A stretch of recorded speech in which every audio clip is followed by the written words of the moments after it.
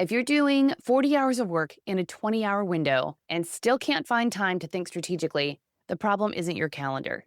It's what you're putting in it. You might be the bottleneck and you don't even know it. Hey, you're listening to She's That Founder, the podcast for ambitious female leaders who are ready to stop being the bottleneck in their business by using AI frameworks for faster delegation and decision-making and to free up so much time.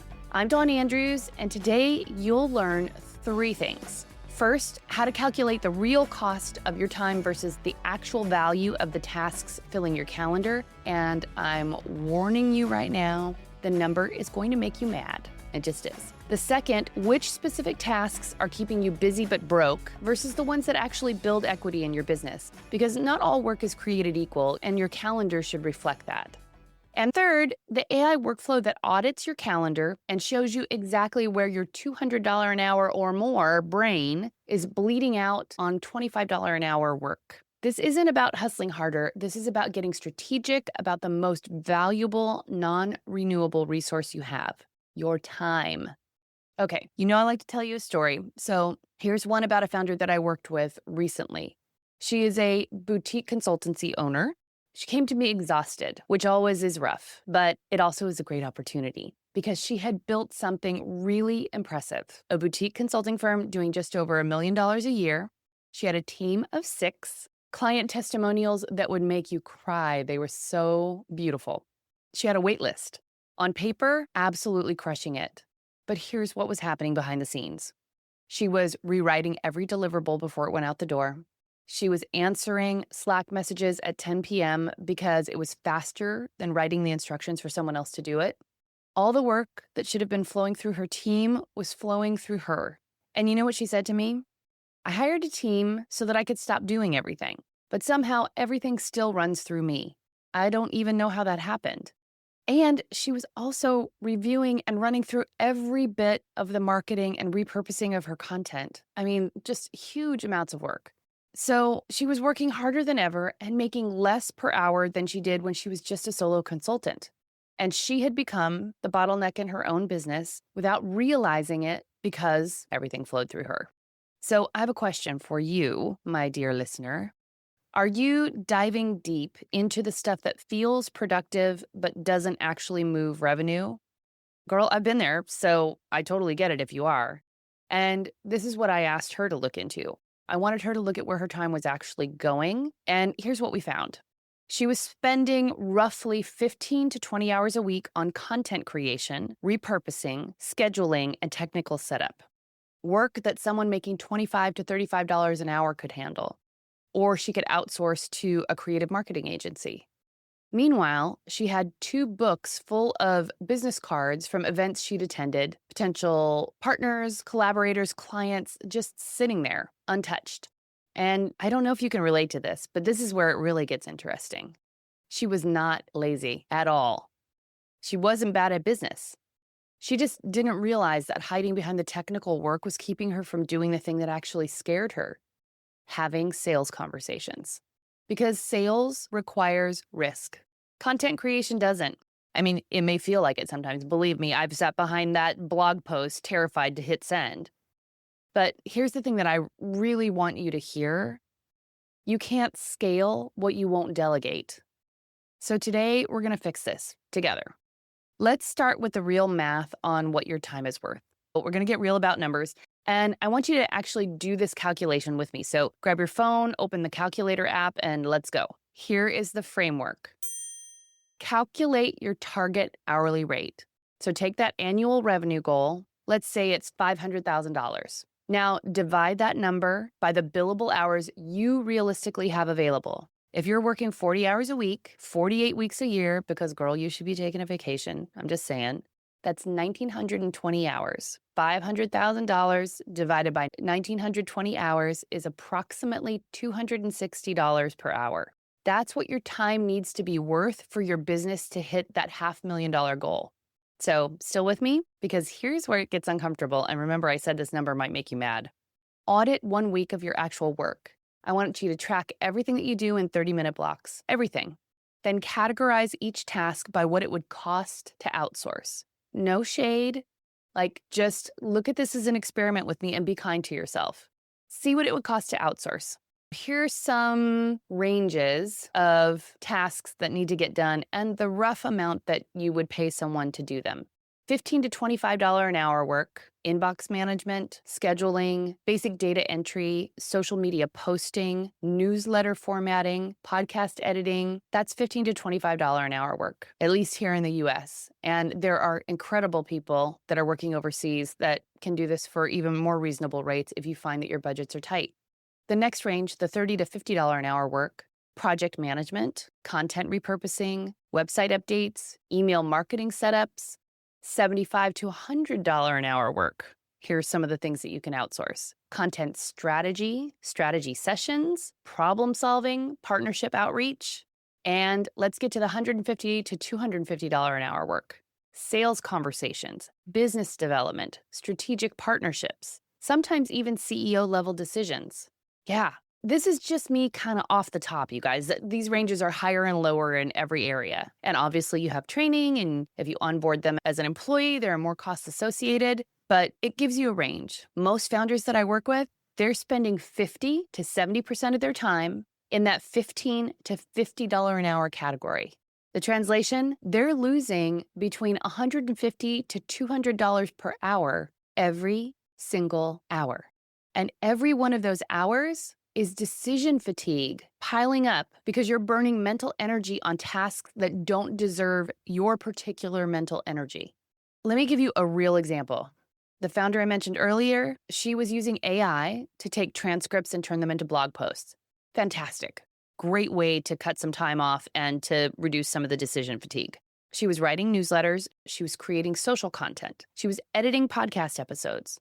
All stuff that cost $25 to $40 max to outsource. And while she was doing that, she had a list in her computer of potential partners, collaborators, clients that could refer other clients, each that could bring in thousands of dollars. But those conversations just stayed on her to-do list. So you know what we did? We calculated that if she just spent 5 hours a week on partnership outreach instead of content repurposing, she could potentially bring in between $5,000 and $10,000 in partnerships each month. That's the difference between a 40-hour task and a $200 or up task. What's your version of this? What high-value work are you avoiding by staying busy with low-value tasks? And why are you hiding in the low-value tasks? Just like, let's do a little psychology check, right? Why are you hiding out there? For another conversation. Here's what most people get wrong about this. They think, well, I'm already using AI. I'm being efficient. And I'm like, girl, I'm so glad. Good for you that you're using AI. But you're efficiently doing the wrong work. AI made you faster at $25 an hour tasks, but it didn't get you to stop doing them. You got to stop doing them, my friend. If you want to scale, you've got to stop doing the $25 an hour tasks. Because the question isn't, how can I do this faster? The question is, should I be doing this at all?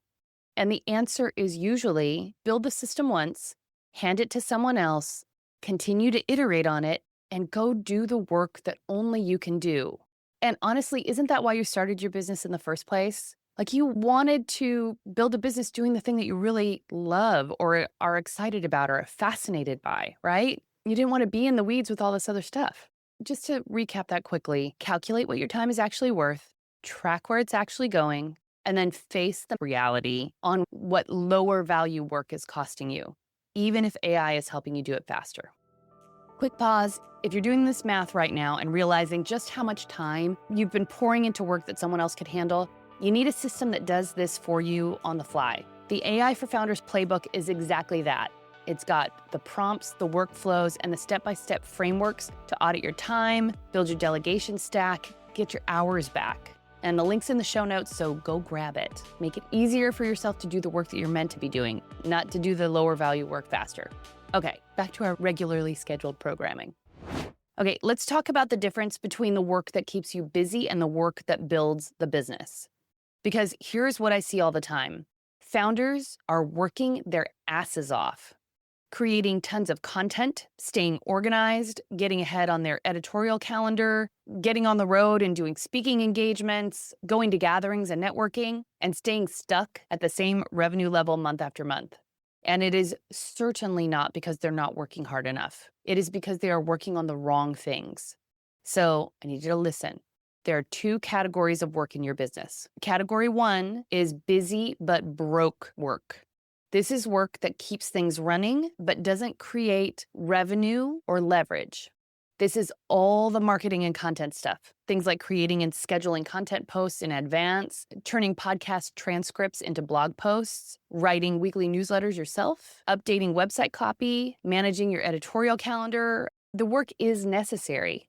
I'm not saying it's not, but here's the problem. It doesn't generate revenue directly. It doesn't necessarily build relationships, or it does in a tertiary way. It's not in a primary way. It keeps you employed, but it doesn't build a business that grows. What we're trying to do is get you out of it and into doing what only you could do. And you know what happens when you're always behind the computer doing this work? You don't have conversations, and your conversation skills start to atrophy. For real. Sales requires conversations and connections. Now let's talk about category two, equity building work.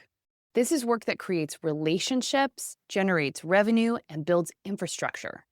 Things like reaching out to potential partners you met at an event, having conversations with potential clients, creating decision frameworks that your team can use when you're not there, building delegation systems that allow you to hand off all of that content work, and making offers to your audience, following up with warm leads, building actual human connections.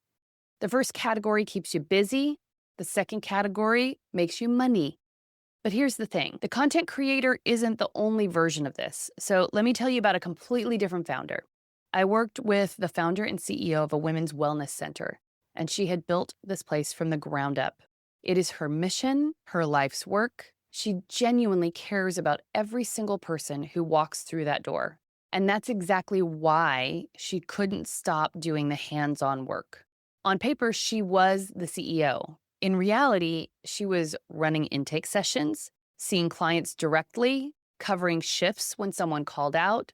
She was the first one in and the last one out because she hadn't built out her team enough to trust them with the work that she started. And this is where it gets real. It wasn't laziness. It wasn't bad planning. It was guilt because this was her mission. And stepping back to do the CEO work, the strategy, scaling, building systems, felt like she was abandoning the people that she started this for. So she kept dipping back down into the trenches, and her business stopped growing. I need you to hear this. When you keep dipping down into that lower strata, you're sacrificing your trust in your team members. You are stopping the growth potential. You're basically putting your growth on pause every time you step down from your higher level strategic thinking. Every single time. And then there's the math component that goes with that. So we did the math together. The hands-on client work that she was doing was around $50 an hour work. It was skilled, yes, but it was work that a trained team member could do. The CEO work that she was avoiding, the strategic partnerships that would let her expand to a second location, the delegation systems that would let her team run without her, that was $200 an hour plus work. She was spending 25 hours a week doing $40 an hour a week work, while the $200 an hour decisions sat on her desk untouched. The reason founders stay stuck in the busy but broke category isn't always comfortable. Sometimes it's your identity on the line. The content creator hides in productivity because sales feels scary. The mission-driven founder hides in the hands-on work because stepping back feels selfish. Different reasons, same trap, same bottleneck.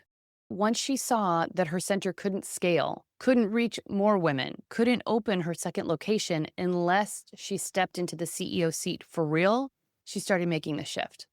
We built her a delegation plan, we blocked her strategic thinking hours, and within 6 weeks, she had 2 team members handling the client-facing work and a partnership conversation underway that could double her reach.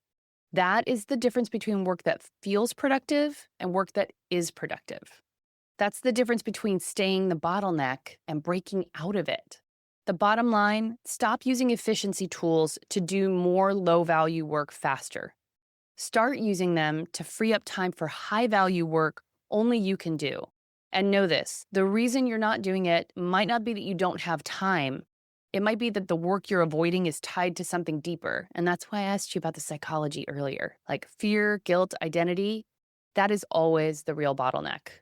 Okay, so how do we actually fix this? Here is the exact AI workflow I use with founders. This is using AI for good, not for evil, okay? So for 1 week, just one, track everything that you do in 30-minute blocks. Note how you feel about each task. Are you energized, avoiding it, feeling accomplished but not productive?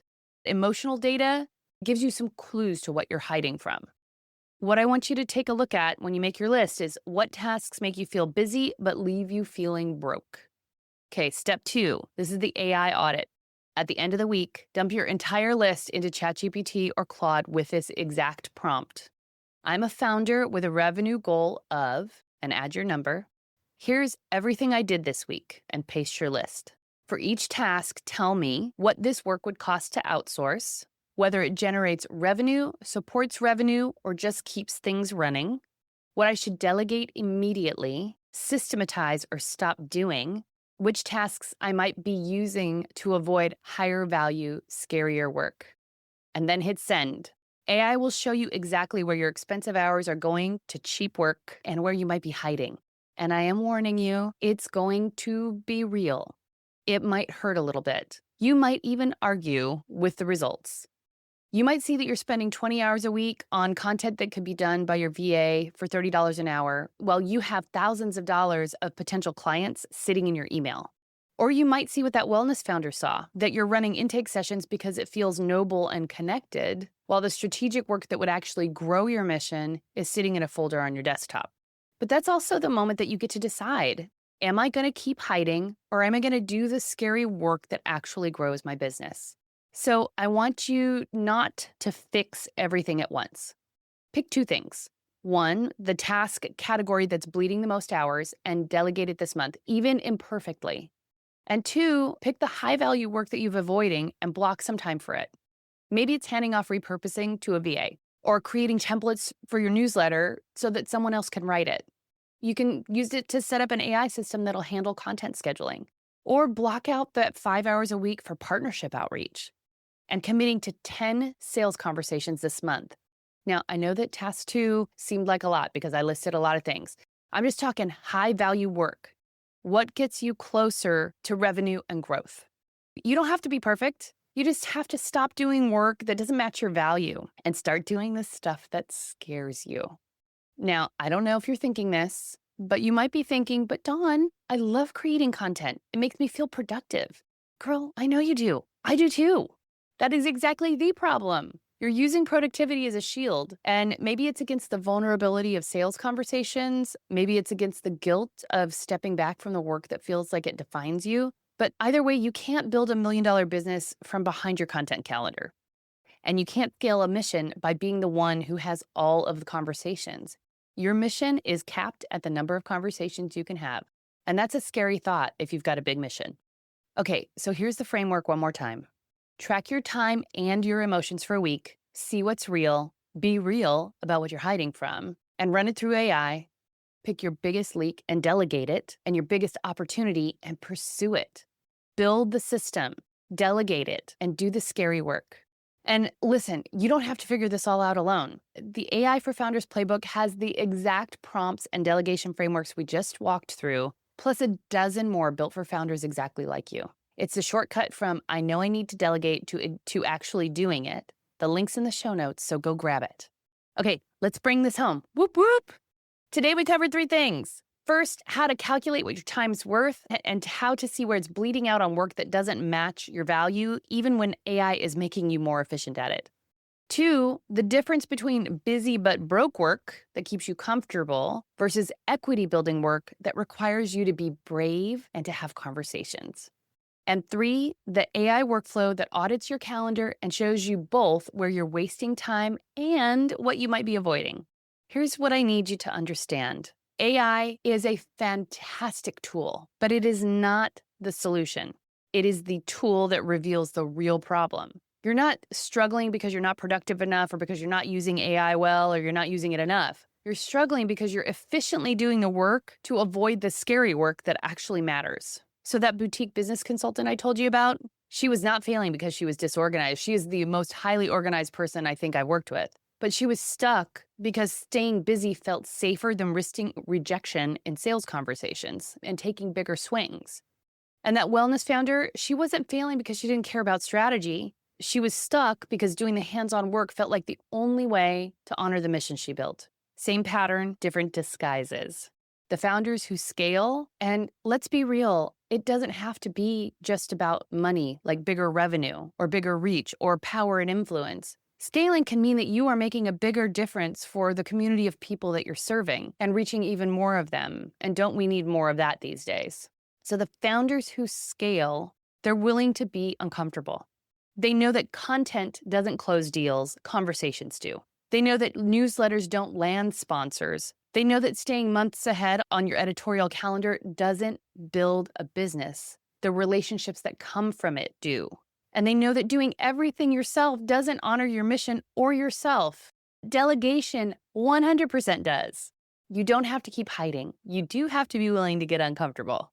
So track your time and emotions for a week. See what's real, see what you're avoiding. Run it through AI using that prompt I gave you earlier. Pick your biggest leak to delegate and your biggest opportunity to pursue, especially the scary one you've been avoiding, because chances are the biggest payoff is on the other side.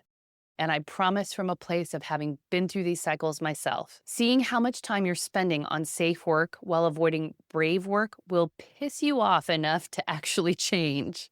And when you're ready to build systems that fix this for good and get the support to do the scary work that matters, grab the playbook and come into the AI for Founders community. We'll be here cheering you on. I just want to thank you for being here. Thanks for doing the hard work of leading your business instead of just staying busy in it. And remember, you're not behind, you are not failing, you're just ready to stop hiding. If this episode hit home, please share it with another founder who's been using productivity as a shield against growth. Until then, go be that founder who's brave enough to do the work that scares the crap out of you. I'll talk to you next time, lovey.